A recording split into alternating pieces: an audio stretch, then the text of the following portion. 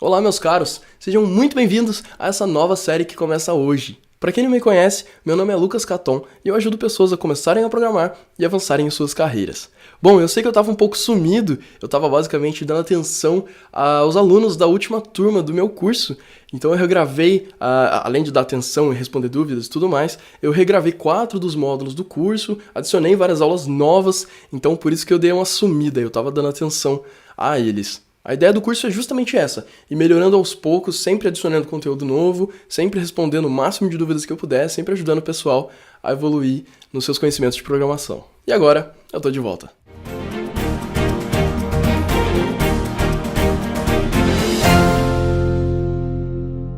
Então, antes de começar com o conteúdo em si desse primeiro vídeo, eu vou explicar a motivação de criar essa série, que vai ser um pouco diferente do conteúdo que eu produzia antes, e também do nome. Há um tempo atrás, eu fiz uma pesquisa com o pessoal que está inscrito na minha lista VIP, né? Basicamente é uma lista de newsletter, se você não conhece, tem lá no meu site, lucascaton.com.br, tem um link lá, newsletter, você coloca seu e-mail, e eu mando mais ou menos um e-mail por semana, com conteúdos interessantes sobre programação, carreira, morar no exterior, empreendedorismo e tecnologia em geral. Eu mando no máximo um e-mail por semana, não é aquele tipo de e-mail que acaba virando spam.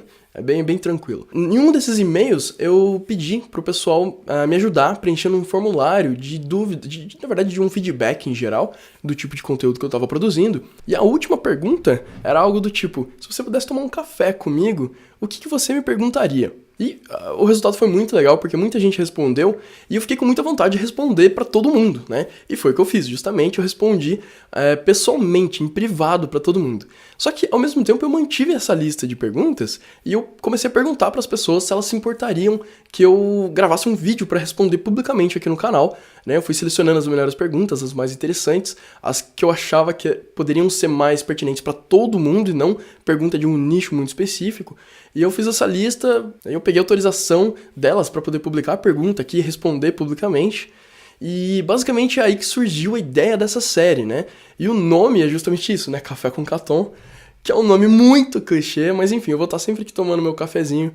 E o nome é muito clichê, mas eu, enfim, gastei um tempo pensando no nome e não achei nada melhor. Achei vários nomes engraçados, mas não achei nada melhor e eu não quis perder mais tempo com isso, então eu decidi ficar com esse mesmo. Reforçando que a ideia dessa série não é responder apenas para alunos, tá? Qualquer pessoa que me segue no YouTube, enfim, em qualquer lugar, basta deixar nos comentários aí embaixo que eu tô montando uma lista e aí eu vou gravando os vídeos e respondendo a todos. As dúvidas que eu já recebi até agora são basicamente sobre programação, gerenciamento de projetos, como que eu consegui um emprego fora do país, como que você poderia conseguir, empreendedorismo, trabalho remoto é um assunto que me perguntam bastante. Eu escrevi um post que fez bastante sucesso, assim, teve bastante compartilhamento, o pessoal gostou bastante do artigo, né, que eu escrevi sobre isso. Então é um assunto que o pessoal me pergunta bastante coisa também. Se você não leu esse artigo, tem um link ou aqui em cima ou aqui na descrição para você poder ler esse artigo completo. Eu realmente acho que vale a pena você dar uma olhada. Enfim, você pode ficar à vontade para me mandar qualquer tipo de pergunta, desde que não fuja muito do escopo de programação e carreira. E aí eu vou selecionar as mais interessantes e vou trazer para cá através de episódios. Então, já reforço o convite aí. Se quiser me mandar alguma dúvida, coloca nos comentários aqui embaixo. Então chega de enrolação e vamos ao que interessa. A primeira dúvida que eu tenho aqui é do Fábio, meu aluno do curso, e ele está perguntando sobre freelancers, né? Então ele deu um exemplo aqui. Alguém pede um web app para você, você entrega o projeto, mas como que funciona esse depois? Você deixa claro que dá manutenção, que não dá manutenção, como que é cobrado, por quanto tempo você se dispõe em fazer manutenção, mas simplesmente o projeto terminado, a manutenção fica por conta do cliente e vida que segue e começa o trabalho. Bom, Fábio, basicamente isso depende. É uma pergunta bem difícil de responder, porque depende do tipo de freelancer. Eu diria, pela minha experiência própria e pela experiência de amigos que trabalham como freelancer ou já trabalharam com freelancers, eu diria que as pessoas não se comprometem muito em dar manutenção por muito tempo. Quando o cliente procura uma consultoria, eles geralmente têm essa manutenção por quanto tempo eles quiserem, justamente porque eles estão pagando a consultoria tem uma estrutura, tem vários desenvolvedores, se um dev não pode, eles trazem outro, se o projeto precisa de um designer, se eles precisam de um especialista em UX, ou um app mobile, enfim, eles têm uma série de profissionais diferentes, com skills, com habilidades diferentes, para poder resolver o problema daquele cliente, então é mais fácil manter a longo prazo. Agora imagina que você tá sozinho, né, como freelancer, trabalhando para um cliente, aí ele pede um web app, como você deu exemplo, aí passa um tempo ele pede um app mobile, né? Pode ser que você seja um full stack developer, é o termo que a gente usa para desenvolvedor que tem várias habilidades diferentes, mas pode ser que você não seja, né? Muitas pessoas preferem se focar e ser especialista em apenas uma coisa. Então, se ele pede um app mobile, já não dá para você ficar estendendo muito, renovando o contrato e tudo mais. Agora, sobre a manutenção em si do app que você desenvolveu, eu particularmente, geralmente dou um tempo.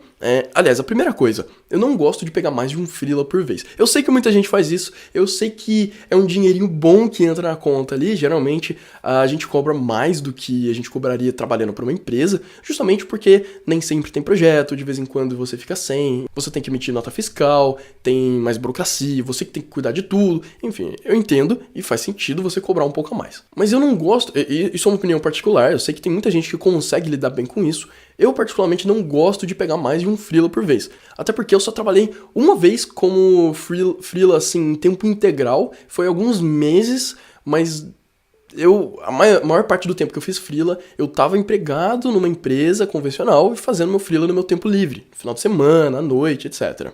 E eu achava um pouco difícil ter mais de um projeto, né? Um só já era bastante desgastante, já te consome bastante energia, então eu preferia só pegar um por vez, tá? E quando eu terminava um projeto, eu digo terminava porque hoje em dia eu não faço mais freela, mas quando eu terminava um projeto, eu geralmente dava um tempo, assim, de 2, 3 semanas antes de pegar o próximo ou antes de aprovar algum cliente que pediu, ou eu mesmo correr atrás para procurar mais outros projetos. Eu sempre dava esse tempinho, mesmo que a empresa não estivesse pagando, porque eles poderiam voltar e falar assim, olha, ficou bom, não sei o quê, mas tipo, esse pedacinho aqui a gente poderia ter feito diferente, ou faltou uma funcionalidade nova. E aí eles ofereciam para pagar extra por aquela funcionalidade, para resolver um bug, enfim. E eu acabava que eu achava mais justo com o cliente ter esse tempinho extra para que eles conseguissem testar tudo e ver em produção, enfim, ver que tá tudo funcionando direitinho. Então eu particularmente fazia isso, dava esse tempinho, mesmo que eu não estivesse recebendo, para depois pegar outro projeto. Isso varia de pessoa para pessoa, como eu falei no começo da resposta. Isso depende muito. Então se você é um cara que consegue lidar bem com mais de uma coisa ao mesmo tempo, vai em frente. Pegue 2 projetos, quiçá 3, mas toma cuidado com isso de não se perder, porque é cansativo, principalmente se a gente já trabalha em um emprego convencional a maior parte do tempo. Aí ele mandou outra pergunta aqui, são 3 na verdade. A segunda é o seguinte, você também cuidava do local onde o cliente iria hospedar o site, o Heroku, Local Web, DigitalOcean, whatever? Resumindo, você também era DevOps no freela? Sim, eu diria que em 98% das vezes eu cuidei dessa parte. Geralmente, quando um cliente procura um freela, ele não entende nada do negócio. Não sei se é uma regra geral isso, mas comigo, pelo menos, nos projetos nos quais eu trabalhei, era geralmente assim, o cliente tinha uma noção de business, de marketing, de cliente, até de usabilidade, às vezes, do sistema, mas de programação, de onde hospedar. Ou seja, da parte mais técnica, ele não tinha ideia alguma. Então, geralmente, eles deixavam comigo. Mas uma coisa interessante que eu fazia era sempre colocar as coisas no nome dele, tanto para hospedagem quanto para registrar o domínio. Eu já deixava ele cadastrar, porque se um dia desse algum problema, ele não ficava com essa dependência de me procurar para depois resolver um problema. Vamos supor que eu esteja viajando, deu um problema lá. Ele consegue resolver sozinho porque tá tudo no nome dele. Segundo ponto, eu nunca colocava o meu próprio cartão de crédito para pagar nenhum serviço que ele quisesse. Heroku, hospedagem de outras empresas, ou Amazon S3. Enfim, eu nunca pagava por ele, e eu nunca recebia o cartão de crédito dele para eu mesmo pagar também. Eu mandava o link para ele e falava, se vira aí, coloca o cartão de crédito, porque eu não queria essa responsabilidade de saber os dados dele, entendeu? Se desse algum problema no cartão de crédito dele, ele não poderia nem me acusar, porque eu não tenho esse número. Primeiro que poucos clientes realmente te mandariam o cartão de crédito dele. Mas tem alguns que pedem, porque, eu não entendo, não sei o quê. Eu te recomendaria nunca aceitar o cartão de crédito dele. Pede pra ele não te mandar, fala pra ele fazer essa parte. Não é tão difícil assim, e você não vai ter dor de cabeça. Teve mais um trecho da pergunta que eu deixei de ler aqui, no caso de apenas mandar o projeto e ele cuidar da hospedagem. Isso nunca aconteceu comigo, tá? De eu desenvolver o projeto... Não, mentira, aconteceu sim. Teve um projeto que o cara já tinha hospedado e eu só atualizei. Mas olha, foi uma vez só e eu não consigo lembrar, de cabeça pelo menos, eu não consigo lembrar de outro caso que foi assim. O mais comum é o cliente pedir para você cuidar de tudo. Mas, de novo, essa é a minha experiência. Eu não trabalho com freela faz uns 5 anos já. Pode ser que o mercado tenha mudado um pouco, pode ser que os clientes estejam mais cientes das possibilidades, podem estar querendo cuidar dessa parte também, não sei, tá? E acho que varia muito de cliente para cliente. A minha experiência foi que sempre eles deixavam para eu cuidar dessa parte. A última pergunta aqui, então, como você manda o projeto para um cliente? Zipa tudo e manda via Dropbox da vida? Ou passa um link do GitHub e fala para ele fazer um git clone? Olha, eu geralmente evitava qualquer coisa que ele não pudesse ter um histórico. Então, por exemplo, Dropbox, eu poderia mandar para ele pelo, sei lá, WhatsApp, ou pelo Slack, ou pelo Facebook, e aí ele baixa o arquivo, eu apago do meu Dropbox, ele sem querer apaga e aí ele perde. Então eu sempre evitava esse tipo de coisa. Para resolver, como o código geralmente é pequeno, né, você não coloca arquivo pesado no projeto, eu mandava por e-mail, né, eu raramente passa do limite de e-mail. O Gmail, por exemplo, deve ter acho que uns 50 MB pelo menos de limite, e eu mandava para ele um zip do projeto, um zip mesmo, tá? Não pode ser com repositório Git, com histórico, obviamente, né? Fica mais profissional, mas eu raramente mandava só um link do GitHub, qualquer coisa que ele pudesse perder. Porque mandando por e-mail, ele pode sempre procurar no histórico dos e-mails dele e pegar o arquivo. Ah, Lucas, e se ele apagar o e-mail dele? Ah, mas aí que tá, eu também tenho uma cópia no meu e-mail, vai ficar na minha pasta, na minha caixinha lá de enviados. Então se um dia, quiçá daqui a 2 anos, 3 anos, 10 anos, ele me manda um e-mail, eu perdi o projeto, tem como você mandar de novo? Eu tenho no meu e-mail. Na verdade, eu guardo esses projetos no meu computador também. Eu tenho uma pastinha lá de freelas, tudo zipado lá para não ocupar muito espaço e tal, mas de qualquer forma eu tenho no meu e-mail também. E pode parecer que não é uma coisa comum, mas cliente perde arquivo, apaga e-mail. Não confie no cliente. Aliás, não confie em outras pessoas quando o problema realmente é seu, né? Você foi contratado para resolver isso, então não deixe na mão de outras pessoas. Mantenha uma cópia aí no seu computador, mantenha uma cópia por e-mail, assim fica muito mais fácil. Por e-mail é mais interessante, como eu falei, porque ele também tem uma cópia no e-mail dele, caso ele perca. É mais difícil, mas acontece.